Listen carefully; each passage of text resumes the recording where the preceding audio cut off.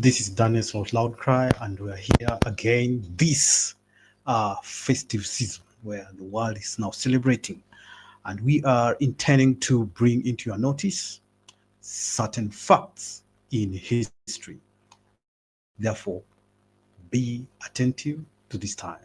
Now, what is a celebration, or what was intended, or what is intended in the world to be celebration? Okay, so we are only going to do a Bible study for Christian world. The messages to is to be given. The messages are to be given in due season. So let's see what are to be given to the people at this time. Now, celebration. What were they in the Bible? Let's begin with the pagan world so that we may come to the Christian or God-fearing world. Pagan world. Beginning from this book of the book of Matthew. Let's begin from New Testament back to Old Testament. Matthew chapter number Matthew, the book of Matthew 14. Matthew 14, we are told in verse 1 that at that time Herod the Tetrarch heard of the fame of Jesus. He heard of the fame of Jesus and said unto his servants, "This is John the Baptist. This is John, he is risen from the dead, and therefore mighty works do show forth themselves in him." There are two things that we are seeing. One is that Herod had the fame of Christ. Secondly, the belief that Herod had was manifest. What was the belief? The belief in Herod was the state of the dead, man's immortal consciousness state while he's dead. Now, the immortal consciousness of man in death has been taught by the pagan way long before Christians adopted it in the churches. Mark the point, the state of the dead, celebrating the dead. Okay, now we are laying the foundation of the celebrado season, the celebrado, when men and women jump up and down to celebrate themselves into vanity, nothing to be accounted of as a fact, but they're celebrating. That is the point. Now, from the perspective of the pagan world or the nations, now let's see what really occurred in this context.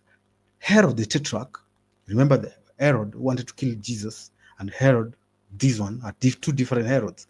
Now it is a title. Now, Herod the Tetrarch, this Herod had a belief that the dead live after death. Then he had the fame of Jesus. These are two worlds, two powers striving for mastery. You remember in Revelation 12 when the dragon was before the woman who was ready to give birth to a man child. Man child is a man, but it's a child. Now, this text you must understand as Herod represented red dragon, the Roman power, who hears the fame of the man child. Now, when he's born, one who prepared the way for Christ, he had beheaded him. Now, listen to the text. It says, all right, and said unto his servants, "This is John the Baptist. He is risen from the dead, and therefore mighty works do show forth themselves in him." Now, we know that that belief is that when you resurrect from the dead, you have mighty works. Now, mighty works, miracles are done by those who are dead and now are resurrected. That's what that is another thought. We can trace that line of thought later or afterward. Then continue. It's saying, "For Herod had laid hold on John." Herod had laid hold on John. What happened? What did he do with John? And bound him and put him in prison for Herodias' sake, his brother's wife.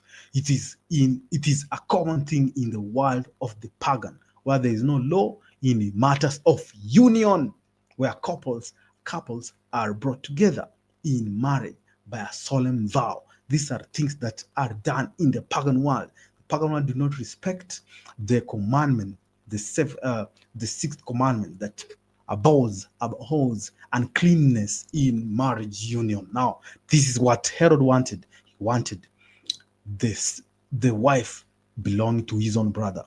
Now, this is a pagan world. For Herod had laid hold on John and bound him Now he had put him in prison because of Herodias' sake, his brother's Philip's wife. Continue. Verse 4. For John said unto him, it is not lawful, John the Baptist, the reformer, it is not lawful for thee to have her, because this king lives in the land. He is living in the land of Israel, which is governed by the laws of God. It is governed by the laws of one who gave the land. Now, Christ was born and took the form of human flesh. Now, the laws bound that Christ lived in are the law that should govern every Christ believer, personal believers, those who believe in Christ must be bound by the law which his father gave prior to his birth. Now continue. For John said unto him, it is not lawful for thee to have her. Now the law that bound the land is dictating the message of John. And when he would have put him to death, he feared the multitude because they counted him as a prophet. What did he do? But when Herod's birthday was kept, the daughter of Herodias danced before them and pleased Herod. Now, there are things that we are now finding out, that there is a celebration that has captivated the world of the pagan, the world where there is paganism. Now, paganism, might fail to understand, it is the clock of religion that Satan professes to conquer the world, and Christianity is the garb of righteousness that Christ conquers sin against the world. Now, we are entering into the foundation of celebration. Birthday. It is a counterfeit to the Sabbath when the world was born. What happened when the world was born? Let's go to Job. What happened to the world that was born? Because we know that birthday is the foundation of all the celebrado. You see, birthday is the foundation of all the celebration. Let's go to Job chapter number 37. Okay, yes, Job 37. I want Job 38. Sorry, Job 38. Let's go to Job chapter 38, verse number 7. Oh, there I have it's highlighted for you. Now, Job chapter 38, verses 7. It's saying this. Okay, read this. When the morning stars. All right, let me bring it to the context, because we may fail to understand what is really happening. All right, verse 5. Who has laid the measures thereof, if thou knowest, or who has stretched the line upon the earth? Okay, right? Because when you read verse 4, we are told this. Where was thou when I laid the foundation of the earth? When the earth was being born, declare if thou hast understanding. That is what is happening. Who has laid the measures thereof, if thou knowest, or who has stretched the line upon it? Whereunto, upon that earth, where are the foundations thereof fastened? Right? What has fastened the foundation of the earth in space, or who laid the cornerstone thereof? It's a parabolic language, a language which entitled every man and woman to understand, because God is relating his work to the works of men, whereof the heavens do not have, whereof the earth do not have a corner or a foundation where it is floating or start, or it is a parable which every man and woman with reasoning capacity should understand, because God is likening his works to the works of men. If you understand your work usually have a foundation on the earth, but where did God place the foundation of this earth? If you can get it, then stop believing in the flat earth, those things that are the ideology or theory which comes from the philosophers of the pagan world. Now, Christians, you should understand, you must understand the natural, so in order to understand the spiritual cannot be understood by just normal reasoning. Get to understand the natural. So we are told, verse number 6, Job 38. This is Job 38. Job 38 says, all right, verse number 7, when the morning stars sang together and all the sons of God shouted for joy. Now that is a celebration. You see, celebration is found by the foundation of every celebration is birthday. Now, how do the pagan celebrate uh their their birthday? Celebrado, okay, celebrado. That is a language in Rome. Now, our title is celebration. Now, be informed that today we are going into depth to the following parts of celebration that are seen in the world. I believe that every person with reason capacity can understand and see what is really there, because the angels, the stars, morning stars are angels, sang together. Angels are stars.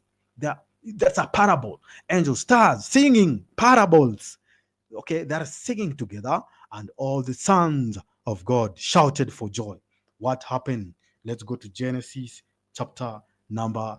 We are going to Genesis. Let's go to the book of Genesis chapter number 2. What really happened when the foundation of the earth was being laid? What took place and what was happening? Was there a blessing or a curse? Why should you celebrate? Do you celebrate because of a curse or because of a blessing? Let's see. Genesis chapter 2, verse number 1. Thus the heavens and the earth were finished, and all the host of them. And on the seventh day, God ended his work. And on the seventh day, God ended his work which he had made, and he rested on the seventh day from all his work which he had made. Now, this is an amazing event, and this event has taken us with a lot of interest, and we should understand the interest with us is that the foundation of every celebration is birthday. Now the earth was being celebrated. It was the morning day, the day that angels were celebrating. Okay, angels were celebrating. Okay, now angels and the sons of God together, well together, they were gathered to celebrate. They were celebrating that the foundation of the earth was laid. Let's now make another step, because Herod the Tetrarch Herod had to kill the reformer. Why? Because the reformer pointed his sin, taking his brother's wife, because the wife is bound to the brother and not him. Though he has the kingly title, he wants to exploit and oppress his brother without any law bounding him. Now, since he was in the land of Israel, the reformer of Israel spoke for the Israelites. That's a wrong path that this pagan or the uncircumcised nation is doing within the land of Israel, and the God of Israel will not be pleased. Now, going back, way back, where did Rome get this thing? Because Herod was a king in Israel, yet he was a Roman. He was the king of Israel. That's why Jesus was rejected. That's one of the main reasons why Jesus was rejected as the Son of God or as the Messiah. It was because, one among others, Israel had fallen. A third of Israel had fallen, and the third was a king was taken from the pagan world. Yet the priesthood system, number two, and the Pharisaical system that is responsible for the school system, education system. Pharisee are for the education, and the priests were for the sanctuary. Now the king was for the governing. He had this hierarchy system placed in Israel, while it was against the rules established by the prophets, the old prophet Moses. Now, let's go to Genesis, the same book, Genesis. We are going to Genesis chapter number 40, the foundation of the pagan world celebration is counterfeit birthdays. Now let's go to Genesis chapter number 40, verse number 20. Let's begin our reading. 40 verse 20. The dreams comes to pass according to Joseph's interpretation. Now, those are two dreams that were given by Pharaoh.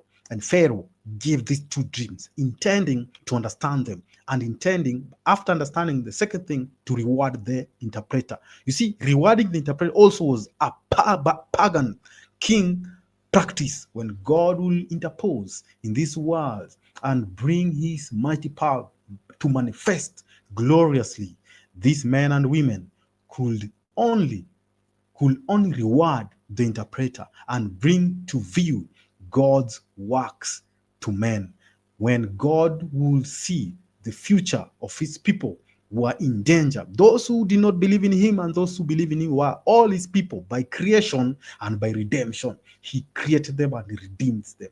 Now, remember, the future is only based on God's seeing. Now, God will see the future from all perspective, and then he will give these messages as warning and repeat them with repeated dreams or in parables in dreams. Now, remember that the first thing these pagan kings could do is to bring every man and woman claiming to hold the spiritual realms with interpretation. You're seeing what is happening right now? Men and women are claiming to understand or interpret events according to their sightseeing, claiming to be before a greater or higher power as a spokesperson to these higher powers.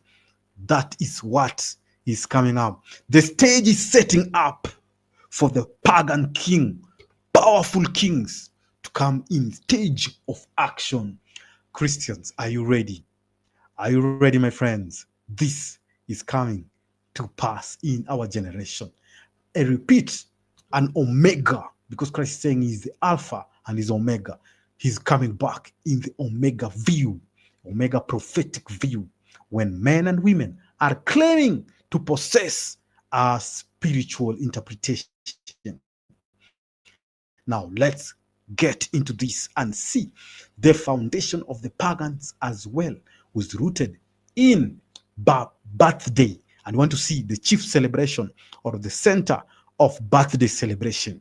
Let's see what happened with Pharaoh, what he did to these fellow men. What did he do? And it came to pass the third day, which was Pharaoh's birthday. What? Birthday. Don't forget that key word, birthday. Remember, the earth was born. Now, there was a celebration of angels and the sons of God, or stars and the sons of God. Now, Satan has to use the tool of paganism, tool of a false religion, to bring about a counterfeit.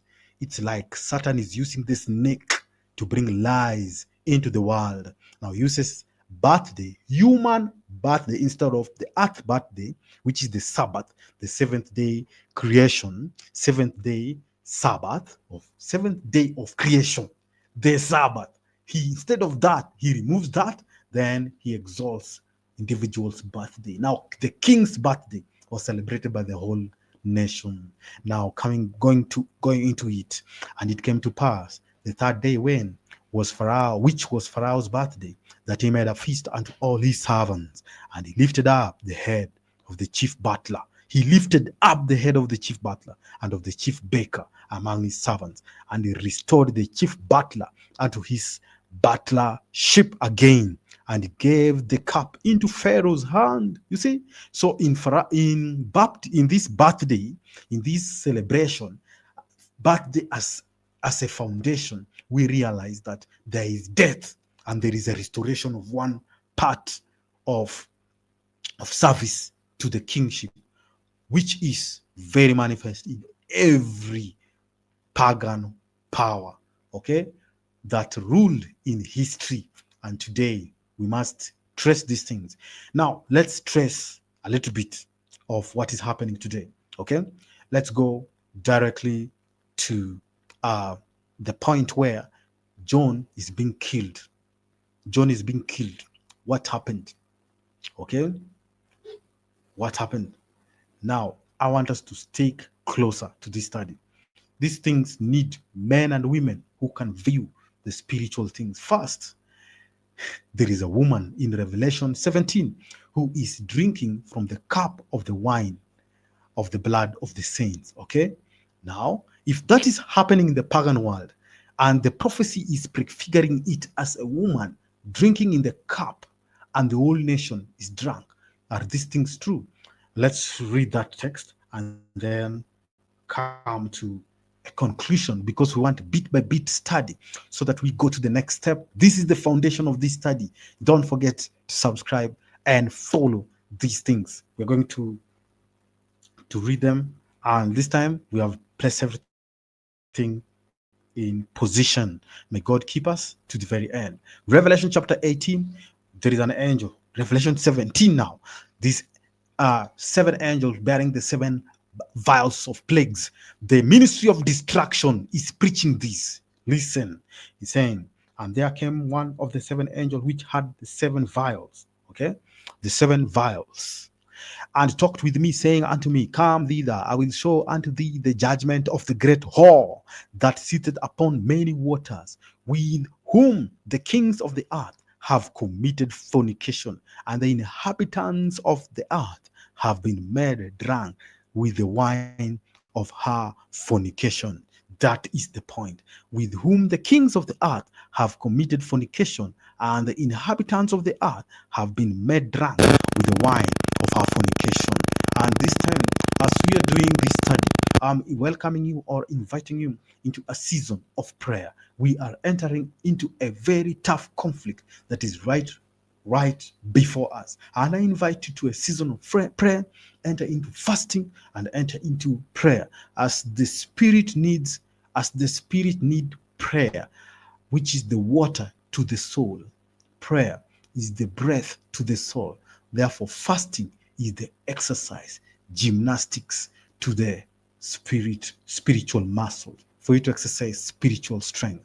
Now, these things are not in vain. Now, listen, I've just invited you to some event that you should be taking as you're watching these videos. Now, this woman, because we are going to read it with the revelation and one-on-one revelation. It's not going to be a delayed study. Let's see. This woman is sat with the kings and drinking the wine. Where else do you see kings celebrating? We go to Daniel, the book of Daniel chapter 5. Okay, we want to see the book of Daniel chapter 5 has a point of view as we're going to conclude to that part, because today we are looking at it from the perspective of the pagan world, because this woman is celebrating with the kings, and the nations are drunk, and the nation are drunk due to the king's alliance with her, with the war. Okay, the war of Revelation 17, the war of Revelation 17. Stick to the very end. We're going to do one-on-one study. It's going to be interesting. I hope that the Lord is going to keep us. We're not going to dwell more now on the books department. The books department is now established. We are now going to let it flow the way it is going to be handled. Let Christ carry his work as he wills. Now, the book of Daniel. Let's see Daniel chapter 5. Okay, Daniel chapter 5. We're going to read a few of the things from verse 1, and then we conclude with verse 5. Daniel chapter 5, verse 1. There we go. Belshazzar, the king, made a great feast to 1,000 of his lords, and drank wine before the 1,000. How many people are those? 1,000. Those are very many people. Okay, 1,000, 1,000, 1,000. That's 1,000. Continue. Belshazzar, while he tasted the wine. Well, he did what? tested. He had not yet begun drinking, but just tasting. Commanded to bring the golden and silver vessels which his father Nebuchadnezzar had taken out of the temple. I want us to remember that the chief foundation of every celebration is birthday, a birth of a new beginning, a birth of a new era, a birth of a new. You see? And someone must die in this birthday. People must die in this pagan chief celebration. Foundation is birthday. Birthday. Someone must die, something to be alive. That is the foundation of this celebration. So if you have been celebrating these things, you must have a reason to defend yourself in the spirit that you need God's protection. But you know why I'm saying this? Let's see the second temptation Jesus was met with. The first temptation was food. The second temptation was whatever he's doing, is it biblical? See how critical or how dangerous this is becoming. This is very critical. So I want you to view this as your own personal battle. Celebration. Celebrado. What are you celebrating? Foundation. Birthday. Somebody must die. Are you ready for such a life? Okay? These are things that we should ask ourselves as Christians. Are we celebrating things that are making sense? Even the word Christmas, you will be surprised what it really means. Okay? You will be surprised what it really means. It is just on those words, Christ Mass. Now let's continue. Okay? Let's continue. Let's see. This king was saying, Belshazzar, and it is the one commanded to bring the golden and silver vessel which his father Nebuchadnezzar had taken out of the temple, which was in Jerusalem. Do you see that? There was a death of a nation, and this death of a nation was Israel. Now they're celebrating using those cups. You see that? They're celebrating using those cups that signify the end of a nation and the beginning of another nation, which is Babylon. Continue. That the king and his princes,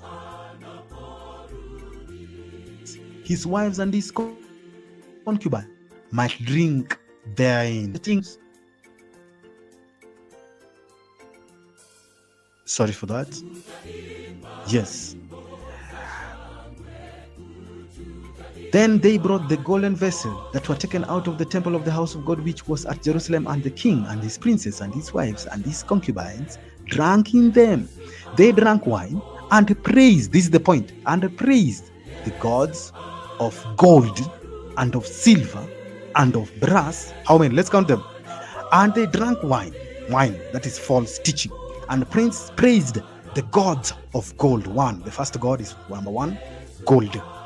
Silver 2, brass 3, iron 4, wood 5, and stone 6. Why 6? That is the number of Satan. The seventh is left for God. Now, seventh, my friend, is usually the point where God will bring this nation down. But listen, came forth fingers of a man's hand and wrote over against the candlestick upon the plaster of the wall of the king's palace. And the king saw the part of the hand that wrought. What do you conclude in this? You conclude in this the part of destruction, which is judgment or executive judgment. Executive judgment. Judgment usually takes place when pagan power is celebrating and there is a portion that died, which represent God's people. And this part that dies is God's people's are the place where God's people or in that context, the place where God's people were in, and it had died, and with another coming up, which is Babylon. Now, are you ready to understand this scripture as they are written? It's just a revelation, not just a revelation. The light that guide our feet, upon the path, and the lamp that shade broad light with the spirit and power of God upon our feet, to show if we are standing on the side of Christ or under the black banner of Satan. Do you want to stand under the black banner of Satan? Catch up with this series so that you may see what is happening. Let your eye of understanding open. Let your mind of knowledge be wide open. Let your vessel be clean for the reception of the Spirit of heaven to come unto you, which is the Spirit of Christ, Christ himself in the Spirit, so that he may dine with you. Revelation, the book of Revelation tells us this, that many of us whose eyes are not open, just closed or slumbering bit by bit. Revelation chapter number Revelation chapter number 20. Okay, Revelation chapter number 20. We want this text to be in our memories hall of fame, with Christ, the fame of Christ. Okay, Revelation chapter 3 verse 20 says, "Behold, I stand at the door and knock. If any man hear my voice and open the door, I will come into him and will sup with him, and he with me." Who is that? That is Christ in the Spirit. Let him come into you and in your heart, which you have prepared by separation in consecrated works, so that he may ennoble your mind and bring your thoughts into action for his work, okay, to finish in your soul. Verse 21, "To him that overcometh will I grant to sit with me in my throne, even as I also overcome and am sat down with my Father in his throne." So Jesus also took the human weaknesses, so that he may know how to so that he may know how to bring you into perfection by overcoming the powers and principalities and rulers of this dark world. Kindly support us and send us gifts if you like, and subscribe by giving us moral courage. We ask that at this point we may bring you to a conclusive evidence that every celebration, the foundation is birthday. There is a birth of a new beginning and the death of something. Something has to die. And what really died during Christmas? Wait and look for part 2. May God keep you, and you may understand everything in its given perspective time. Thank you very much.